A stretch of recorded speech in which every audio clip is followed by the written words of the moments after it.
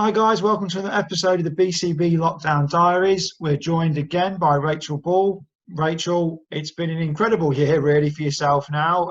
You're now on the verge of fighting for that WBA world title against Ebony Bridges.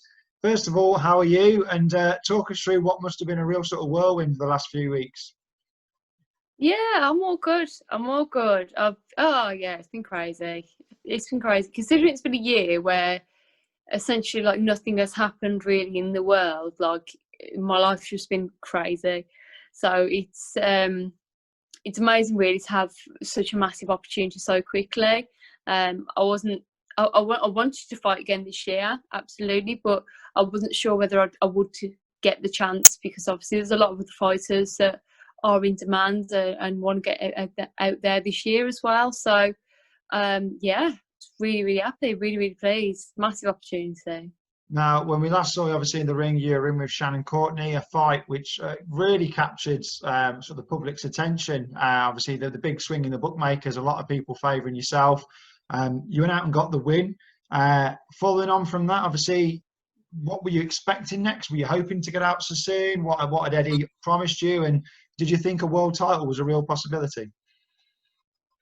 Well, on the night he said that he wanted to work with me again, and I remember I was sitting ringside watching. I think it was Alpha Barrett's fight, and I said to Eddie said to me, he was like, "Well done, that was a really good fight." And I was like, oh, "Thank you." I was like, "Will you have me back again?" He was like, "Yeah, of course." So I was really happy, but it's one of them, you know, in boxing, it takes the right people to get you these massive, massive opportunities. And to be quite honest, I couldn't fund a WBA world title on my home show, so I'm kind of dependent on what Matchroom can give me really, because they're the ones that can do these big things really. So I was kind of at their mercy really, and fair play to them. They've stuck it through. They've not only got me back on the show, they've got me on a massive world title fight as well. So yeah, it's unbelievable really. No, it's a particularly special show as well. Obviously, being a triple header world title fight, obviously with a variety of boxers on it. Talk to me a little bit about Ebony Bridges. Obviously, she's got a huge following. Obviously, she's a very well known fighter. Safe to say though, she probably hasn't mixed with anything kind of like the competition that you have. But I've seen you had a little bit of sort of positive back and forth on social media. Yeah. Me and Ebony have been talking on social media for a couple of years now. We've both been following each other, and she was really, really supportive to me before the Shannon fight. She was like, make sure you're resting. You can do this. Just go out there and smash it and stuff like that. And she was checking in on me, and I was really, really grateful for her support that she gave me. So yeah, we've got a good friendship. And I didn't expect the call to be about Ebony. I don't know whether people think that I've chosen this opponent or what. I think people think that I have a lot more choice in who I fight than I actually do. I got the phone call. It was, yeah, you're going to be fighting on the 14th of November, and it's against Ebony Bridges. And I was like, okay. So yeah, she's not as experienced as me, but you know what? The main reason why she is coming to the UK and she's fighting is because she's got a massive fan base, and they've been saying, Eddie Hearn, get her on a show, get her on a show. And they haven't stopped saying it. And Eddie's gone, okay, then. So we'll get you on a show, and you can fight Rachel Ball. Let's see how you do against her. Probably words to that effect anyway. So that's really how the fights come about. It was as much as a shock to me as it was to anybody else, to be quite honest. Now, obviously, again, going for that kind of world title. I mean, I suppose, have you had to prepare any differently to the Courtney fight? Obviously, you probably had seen a lot more of Shannon, so there's a lot more footage of her than you've got of Ebony. And you have to do anything a little bit different for this one, or has it been full steam ahead like last time?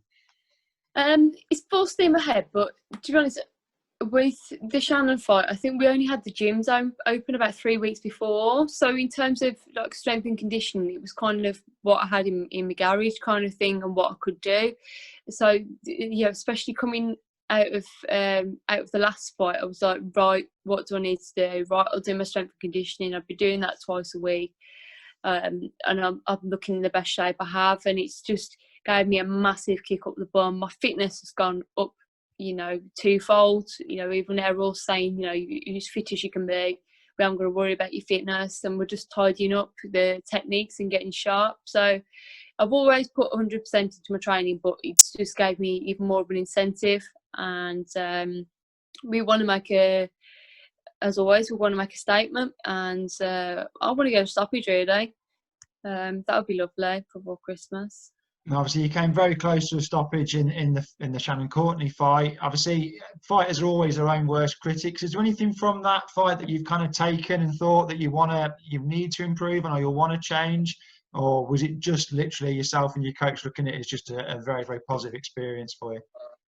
It was a positive experience, but that fight for me was a massive, massive learning curve, very, very steep learning curve. Not only in terms of technical and things to work on, but my ring craft and how and when I throw my shots and when to capitalise on things. Because after I got the knockdown, you know, really I should have gone out there all guns blazing and put a stop to it, and I didn't. And perhaps that's because I didn't have the crowd shouting at me and egging me on to do it. So that's a big factor, you know. So learning from that going forward, can't rely on the crowds to push me. I've got to push myself, just listen to my corner and do it. You know, it is a very weird atmosphere fighting with no crowds. But at the end of the day, I've still got a job to do and I've got to do it well. So yeah, massive, massive learning from that fight. And yeah, we pulled out all the stops ahead of this one. So obviously last time it was the bubble down at Matchroom HQ. What's going to be the process this time? Do you know how early you're going in, or is it going to be much of the same sort of setup? A lot of testing. Yeah, much of the same setup from my understanding. Obviously the fight last time was on a Friday, so I went down on the Monday. This time it's on a Saturday, so I'm going down on the Tuesday. So I presume it'll be hammer test on Tuesday, go to my room till the results are out. Then it'll be like doing media day, press conference, weigh-in, then it's fight. So I presume they tend to do similar kind of things for each one. So I think that's what's going to happen this time. But I think it's going to be pretty similar, apart from I'm not going to have the weather. But I've heard from Matchroom there's going to be like a games room. So at least I've got somewhere to put Gav to keep him occupied so he doesn't do my head in for a week. Now, obviously, from the time that I've known you, obviously watching your first couple of fights in person, it always seemed like you were kind of aiming for someone. What's it like now having, you know, there's fighters, they've got an arrow in your back where they're looking to get a hold of you? Is being the home fighter, being that kind of bigger name, has that kind of changed you at all, or are you still kind of that underdog mentality? I mean, in terms of like aiming for someone, it was to get the Shannon fight, to be honest. And that was because of the platform, and I knew what it could bring for me. Everyone else knew what it could bring for me, and it's done the job. Now I'm just kind of taking things as they come, and you know, people are talking about me. You know, after like Dina Thorsland, she fought a few weeks ago, and all her interviews it was like, "Well, would you fight Rachel Ball?" I know people have been asking Carly Skelly if she'd fight me. So it's yeah, it seems like everyone's talking about me. It's weird. It's weird hearing people, you know, even knowing who I am. It's still really weird, you know. But I'll never change. I'll always be humble and just grateful for every opportunity that comes my way, and just yeah, always. Now, I know obviously with your work that you do outside of boxing, have you let them know what this time? Because I know they know you box, probably don't know quite at what level. Do they know it's going to be a world title? Will you have everyone tuning in for you? Well, funny story, because obviously my work colleagues, they didn't know that I was a boxer until they saw me on Sky Sports like that day that I was fighting. But anyway, like I'd already handed in my notice at this point anyway, so I started my new job in September, and I was like, oh God, how am I going to tell these people like what's going on again? I've got to do it all over again. So oh no. So but what I did was I changed my Microsoft Teams background to like one of the pictures that the drone took of fight camp. I thought that'll do it, and everyone will ask about it. Anyway, I was trying to meet all these different people virtually on Teams, and nobody asked except for one person. But luckily, it was my manager. And then he was like, "So is that MMA?" And I was like, "Oh, you haven't got a clue, have you?" I was like, "Oh no." So yeah, he knows, and he's like, "Oh, where can I like watch it and stuff?" So I think he's going to tune in and watch, and then one of the people that I supervise saw me on Midlands Today, I think, on an interview, but I don't think anyone else knows No. that I box either. So it's, yeah, I don't mind. It's one of them ones, like, I'm not kind of person to be like, I am a boxer, everyone, look at me. I'm not that kind of person.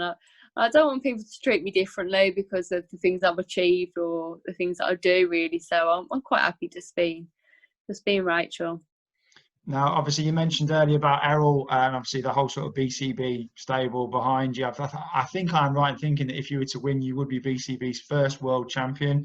I know Jason challenged for the title and came up a little bit short.